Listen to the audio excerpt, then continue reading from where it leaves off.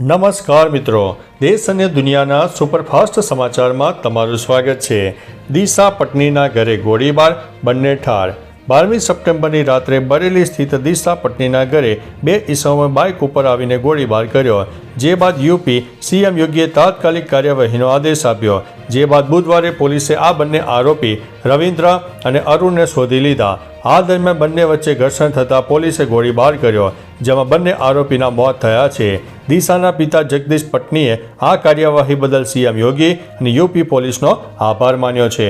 મિત્રો, અન્ય મહત્વના સમાચારની વાત કરીએ તો સુરતમાં સફાઈ કર્મચારી માટે મોટી જાહેરાત સામે આવી। કેન્દ્રીય મંત્રી CR પાટીલે સુરતમાં જણાવ્યું હતું કે અમે સ્વચ્છતા કર્મચારીઓ અને તેમના પરિવાર માટે 10 કરોડ રૂપિયાનું ભંડોળ એકત્રિત કરી રહ્યા છીએ, જેમણે સુરતને સૌથી સ્વચ્છ શહેર બનાવવામાં યોગદાન આપ્યું। આ દાન દ્વારા અમે કામદારોના બાળકોના શિક્ષણમાં મદદ કરીશું અને કોઈ રિફંડ લઈશું નહીં। જો કે તેઓ ઘર કે કાર માટે લોન લેશે તો તેમને વ્યાજ મુક્ત લોન મળી જશે।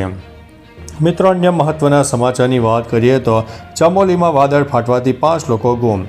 ઉત્તરાખંડના ચમોલીમાં વાદળ ફાટવાની ઘટના સામે આવી।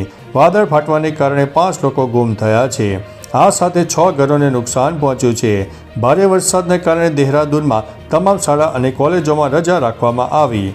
આગામી 3 કલાક સુધી દહેરાદૂન અને હરિદ્વારમાં હવામાન વિભાગ દ્વારા ભારે વરસાદની આગાહી વ્યક્ત કરવામાં આવી છે। ભારે વરસાદના કારણે રેડ એલર્ટ પણ જારી કરવામાં આવ્યું છે। મિત્રો, અન્ય મહત્વના સમાચારની વાત કરીએ તો એશિયા કપમાં હાથ મિલાવવાનો વિવાદ ફરીથી વકર્યો છે। એશિયા કપમાં ભારત અને પાકિસ્તાન ફરી એકવાર આમને સામને રમશે।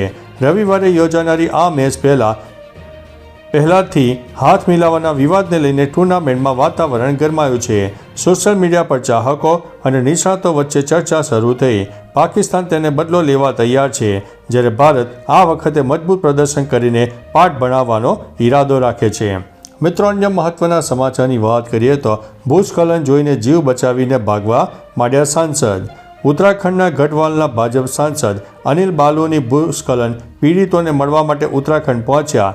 રસ્તામાં ભૂસ્ખલન જોઈને તેઓ અટકી ગયા અને તેઓ પોતાની કારમાંથી ઉતર્યા અને અન્ય લોકોને તેમની પાછળ આવવા માટે વિનંતી કરી રહ્યા હતા। ત્યારે પર્વત પરથી જમીન એટલી જોરથી ધસી આવી કે બાલુ પણ ગભરાઈ ગયા અને જીવ બચાવવા માટે દોડવા લાગ્યા।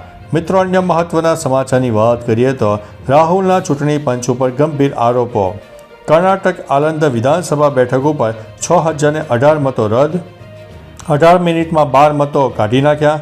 સોફ્ટવેરનો ઉપયોગ કરીને મતદાન રદ કર્યું। જેમના મતો કાઢી નાખ્યા તેઓ અજાણ છે। ચૂંટણી પંચ આવું કરનારાઓનું રક્ષણ કરી રહ્યું છે। કોંગ્રેસના મતદારોને નિશાન બનાવવામાં આવ્યા। કર્ણાટક CIDએ ચૂંટણી પંચને 18 પત્રો લખ્યા। એક પણ પત્રનો જવાબ આપવામાં આવ્યો નહીં। હું મારા દેશ અને બંધારણને પ્રેમ કરું છું।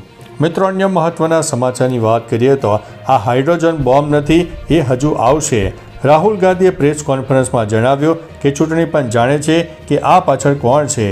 આ જે ચૂંટણી પંચ લોકશાહીની હત્યા કરી રહ્યું છે, આ હાઇડ્રોજન બોમ્બ નથી, તે હજુ આવવાનો બાકી છે। પંચ લોકશાહીના હત્યારાઓને બચાવવાનું કામ કરી રહ્યું છે।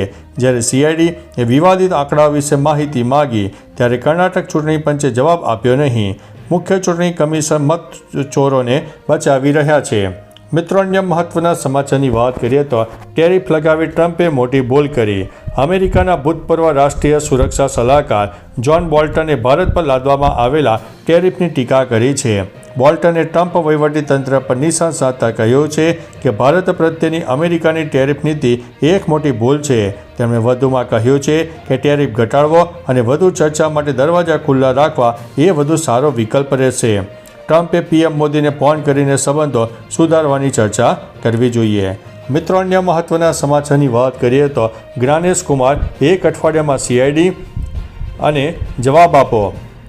વોટ ચોરીના આરોપોને લઈને રાહુલ ગાંધીએ પત્રકાર પરિષદમાં મુખ્ય ચૂંટણી કમિશનર જ્ઞાનેશ કુમારને તેમનું કામ કરવા કહ્યું। તેમણે કર્ણાટક CIDને 1 સપ્તાહમાં જવાબ આપવાની માંગ કરી, નહીં તો દેશને સ્પષ્ટ થઈ જશે કે ભારતીય બંધારણની હત્યામાં સામેલ છે। યુવાનો તેમની પાસેથી જવાબ માગશે। રાહુલે કહ્યું કે હું આ બધી માહિતી નક્કર પુરાવા સાથે આપી રહ્યો છું। ECIના વડા જ્ઞાનેશ કુમાર મતચોરોને બચાવી રહ્યા છે। મિત્રો, અન્ય મહત્વના સમાચારની વાત કરીએ તો રાહુલ ગાંધીનો મત કાઢી નાખવાનો મોટો દાવો।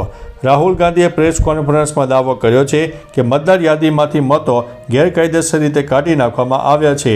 તેમણે એક વિડીયો બતાવીને જણાવ્યું કે એક BLO ના કાકાને મત કાઢી નાખવામાં આવ્યો હતો અને ફરિયાદ પડોશીના નામે પરંતુ બીજા રાજ્યના નંબર પરથી કરવામાં આવી હતી.